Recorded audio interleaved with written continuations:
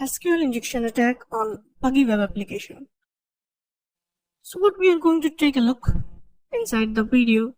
First of all, we will learn about how you can attack on a web application using SQL injection, and then I will explain you the process of SQL injection attack. So the setup is quite simple. We have already installed XAMPP server and hosted Matilda inside it. So we are going to use the Buggy web application, which is Matilda, and we will perform SQL injection attack on Matilda framework inside Kali Linux operating system. So first of all, you need to open Kali Linux operating system and open Matilda inside the browser.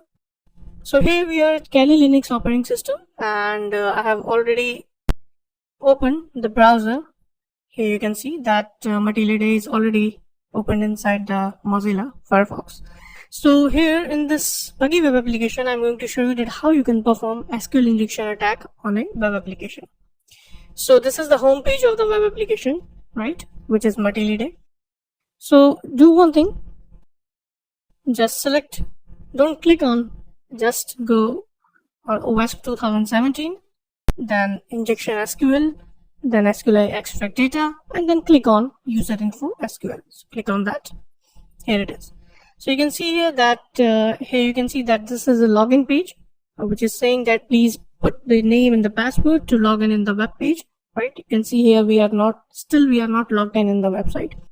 So as an attacker, if I want to log in the website and I don't have any account, so how I can find out the username and the password of other users available on the website? This is the case. So to check that if a website or web application is vulnerable to SQL injection or not, there is a simple method. Let me show you. So on the login page, do one thing, just click inside and type simple apostrophe, a single apostrophe, you can see here, right? And after that, you can click on view account details. So let me click on that. Now nothing will show, but if you come down, then you can see there's an error coming from the server. So let me show you the error. Here is the error. This is the error part, right? So you can see here that I can see the query here, which is going from a browser to the web application, right? So this should not be visible. This is a kind of vulnerability in web application, that it is showing the query to the users. Let's read out the query.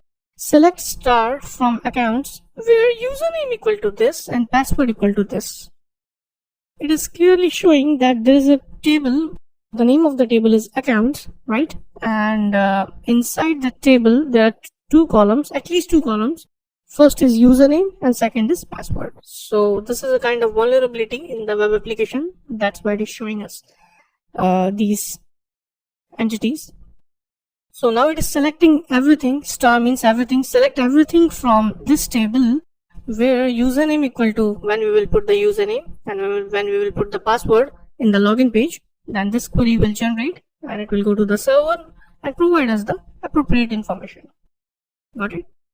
So by using that query, I can basically use some cheat sheet of SQL injection to log in the web page. How I can use it, let me show you. So I'm going to use 1 equal to 1 because 1 equal to 1 is always true, right? So I'm going to use that query in the name and the password. So click on the name first of all, like apostrophe, space, then capital R, space, 1 equals to dash 1. Why I put the dash before 1? You can see here, if you come down, then you can see there is an extra dash available at the end of the username, right? So you can see here I need to put an extra before 1, right? Now the same here, dash space or space 1 equal to apostrophe 1. Basically it is called apostrophe, right? You can also call it single quote, but you can also call it apostrophe. Same thing in the name and the same thing in the password. Alright, now you can click on account details and come down, and here you can see that we got the username and the password of other users available on the website. So you can see here why it happened, because that was the malicious SQL query, and the web server is not able to detect it, that it is a harmful query or not, and that's why it has provided all the information the query was demanding, right? So you can see here I can basically log in the admin account also, because I have the username of the admin panel and the password is also available here, right? So by using SQL injection on login page, you can perform these kind of attacks. Now I'm not logged in, right? You can see, so I can log in here by using admin, and admin pass is the password. So let me click on login, right? Here you can type admin, and admin pass is the password which we have found, and you can click on login. And here you can see that user authenticated, and now I am logged in as admin in the website.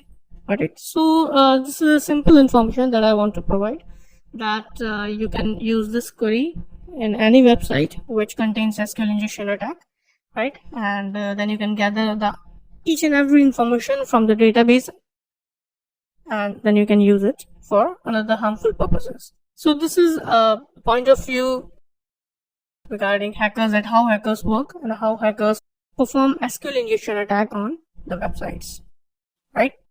So I hope you enjoyed this video, and in the next video we are going to learn about HTML injection attack on this particular web application. Thank you so much for your time.